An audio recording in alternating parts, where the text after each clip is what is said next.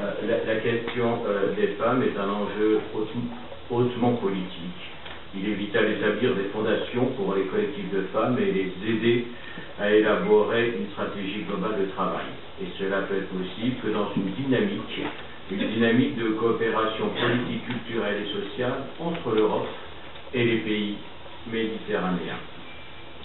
On le sait, dans les périodes de bouleversement qu'on a connues, et notamment les révolutions successives en Tunisie, en Égypte par exemple, il a remarqué qu'il était très difficile aux organisations de femmes de se ménager un espace pour réfléchir à la stratégie à mettre en place, aux alliances à consolider, aux actions à entreprendre collectivement. Je crois aussi, et avec l'actualité brûlante de Daesh, qu'il faut sans cesse rappeler, et c'est l'occasion de le faire dans ce dialogue euro-méditerranéen, que rien dans la culture arabo-musulmane, que rien dans l'islam de l'origine ne justifie la relégation de la femme, bien au contraire.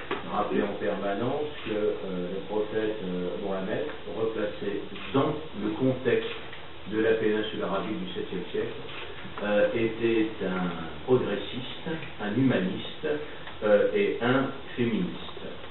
Et qu'il n'y a qu'une lecture absolument archaïque, complètement littéraliste de la religion et qui prétendrait arrêter l'histoire, qui pourrait faire passer le message qu'hélas Daesh et d'autres diffusent et font croire à la planète entière. Alors bien sûr qu'il faut améliorer l'égalité homme-femme, ainsi faire rebondir l'économie des pays, parce que c'est aussi un facteur de développement économique. Mais ce qui semble prioritaire, c'est d'établir un statut également à la loi, de combler les écarts dans le domaine de la santé et de l'enseignement, peut-être encore plus encore, parce que souvent les évolutions législatives suivent les évolutions sociales. C'est d'éliminer les obstacles à la participation des femmes au marché du travail, de promouvoir leurs droits civiques et leur participation au processus politique. Et ici et là, l'Europe, dans sa tradition d'ouverture et de multiculturalisme qu'il nous faut à tout prix préserver, offre un potentiel de coopération important. Par ignorance ou malfaisance, certains ont fait un amalgame entre l'islam et les dérives extrémistes qui restent minoritaires et sont largement condamnées par les peuples du Sud. Cet amalgame encourage une sorte d'islamophobie, faisant de l'islam le nouvel ennemi mondial, ennemi imaginaire, dont on ne sait quelle modernité.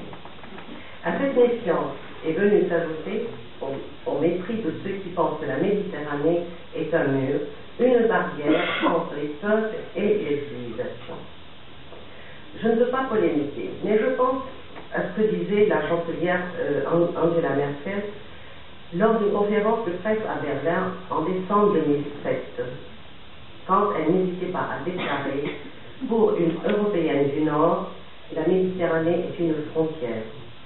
En somme, un nouveau mur. » On a désormais le sentiment que cette vision est devenue prédominante, malgré quelques pays qui, comme la France, continuent à placer la Méditerranée au cœur des visions stratégiques.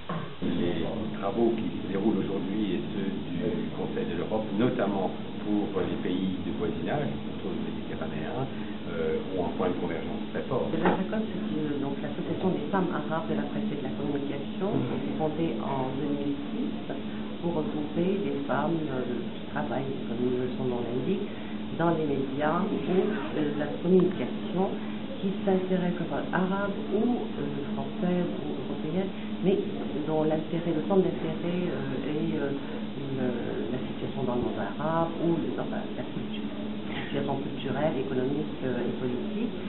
Et d'un autre côté, c'est une façon de créer un lien entre les journalistes d'origine arabe et les journalistes françaises, de mieux faire connaître la situation de la femme arabe, son évolution, son capacité.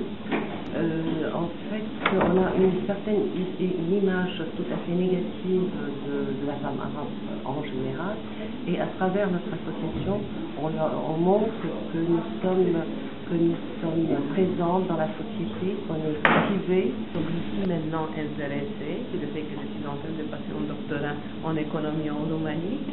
Je suis très intéressée par l'entrepreneuriat social, l'économie sociale et solidaire, qui commence à gagner du terrain dans des pays de l'Union européenne et qui pourrait être une vraie liaison entre nos pays.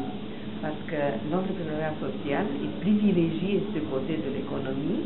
C'est intéressant pour les femmes, ça peut les faire bouger, ça peut les lancer dans l'économie et dans la vie réelle, dans la vie active. Je pense qu'aujourd'hui les femmes sont des forces de paix et de développement durable. C'est dire combien l'égalité, le respect de leurs droits est essentiel.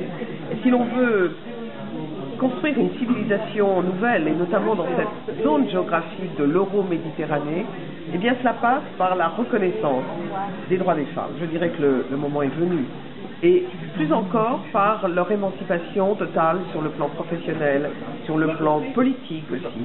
Il faut que les femmes prennent toute leur place dans le destin du monde. Et c'est ça que je suis venue dire. C'est possible, mais si nous ne continuons pas à nous battre ensemble, il peut y avoir des reculs. Nous le voyons en France, nous le voyons partout, la crise économique, les conflits transforment les femmes en premières victimes.